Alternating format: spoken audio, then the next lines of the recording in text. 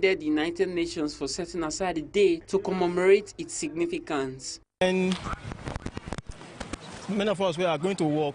We don't have time to just listen to our radio at home or the news at home. But because of that radio that we do normally listen to the bus, we get to know about the society, the news, security aspect, transportation, and otherwise. So that's the basic thing I understand about radio, that it gives, I think that's basic news in the morning that we ought to hear in the morning. Also listening to radio in your car, maybe news. February 13th is World Radio Day, and it also reminds us the importance of radio as one of the major sources of information dissemination. Freeman Usawi reporting for BeeTv News. The Nigerian Senate adjourned Tuesday's plenary early to enable its Committee on Appropriation put final touches on the 2025 budget for possible presentation and deliberation on Wednesday. President of the Senate, Godswill Akpabio, disclosed it at the National Assembly in Abuja. BeeTv News Best Orator has the details. The Senate President, Godswill Akpabio, stressed the need for the Senate to quickly resume and conclude work on the budget proposal, which is now in the final stages in the Senate, in the Senator Solomon Adiola-led Committee on Appropriation. President Bola Tinubu had presented a total budget of 49.7 trillion naira to a joint sitting of the National Assembly on December 18, 2024. He, however, jacked up the size of the proposed 2025 budget to 54.2 trillion naira, reflecting an increase of over 5 trillion naira as a result of additional revenue from the Nigerian Customs Service, Federal Inland Revenue Services, and other government-owned enterprises. Leader of the Senate, you may wish to move for adjournment to enable us to continue with our budget process. Move for adjournment of today's sitting to enable us to continue with our budget processes. Committee on Appropriation for the ongoing work. Having concluded today's proceedings on the order paper, I hereby move that the Senate do adjourn till Wednesday, 12th February 2024 at 11 a.m. Amen. Say aye. Aye. Those again say there. The ayes have it. After reading the President's communication, Senate President Godswill Akpabio promised that the Senate will expedite action on the budget and ensure that it is passed before the end of February. Best Orator reporting for BeeTv News. The chairman of the Independent National Electoral Commission, Professor Mahmood Yakubu, says addressing the logistics of the upcoming elections in Nigeria is the Commission's priority. He hinted that the electoral umpire has outlined various strategies to ensure a smooth electoral process, highlighting the need for efficient transportation of voting materials and proper training for electoral officials. He stated this while addressing the Interagency Consultative Committee on Election Security in Abuja. BeeTv News' Harmony Agbafo has the details. In his address, Professor Yakubu discussed the importance of technology in streamlining operations, including the use of electronic voting machines and real-time monitoring systems in enhancing future elections. 5,720 polling units, while results will be collected at 326 ward centers, 21 local government areas, and the State Collection Center in Oka. In the case of the FCT, elections will be held for 68 constituencies, made up of 6 area council chairmen and 62 councillors. We will deploy to 2,822 polling units, while results will be collected in 62 wards, which constitute the councillorship constituencies. For the 6 chairmen, final results will be collected and winners declared at the various area council collation centers. The chairman equally tasked security agencies to pay attention to the menace of vote buying ahead of the election. Beyond the arrest of vote buyers on election day, our active partnership has so far resulted in the successful prosecution of some offenders in 3 states of the Federation. As you are aware, the problem also manifests itself during party primaries for the election of candidates. In the same way that voters are targeted at polling units on election day, so too is delegate buying at the venues of congresses and conventions for the election of candidates. National Security Advisor Nuhu Ribadu, speaking through the Director of Internal Security at the Office of the NSA, Hassan Yahaya Abdullahi, sued for cooperation between security agencies and need for rapid incident response, which will enhance election security. He assured that lessons from these elections would be used to refine security strategies for upcoming by-elections and the upcoming Anambra poll. Ensuring that there is peaceful election across the country.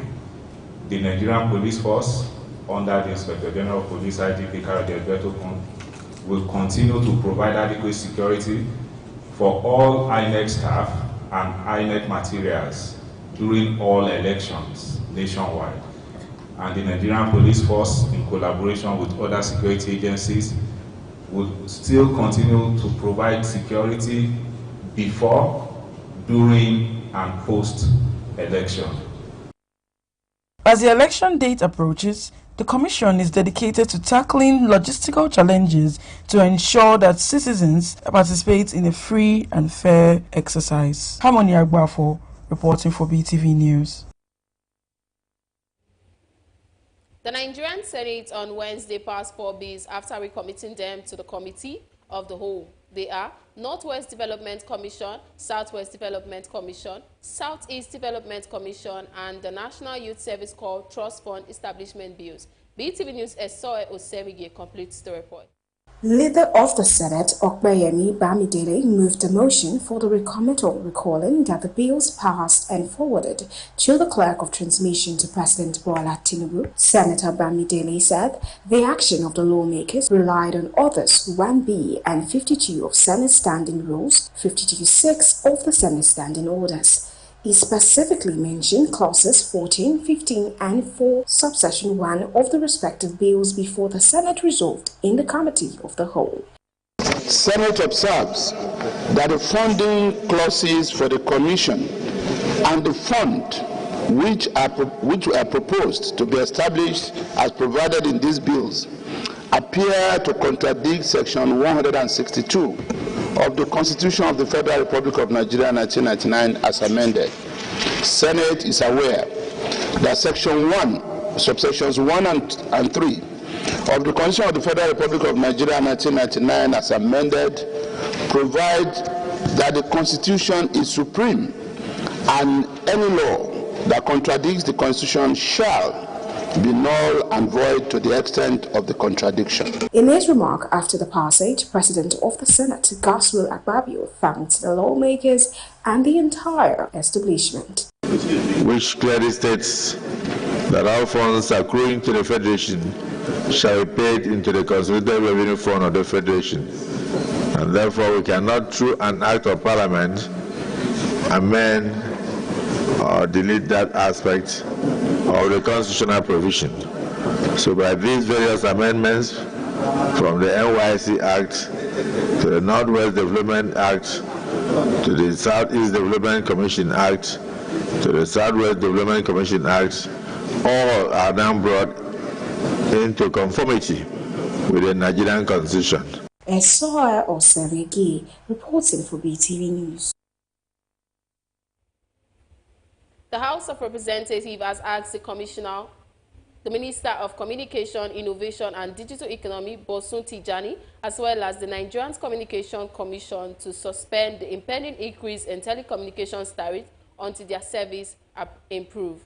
The call followed the adoption of motion of urgent public importance moved by Oboku Ofoji at plenary today.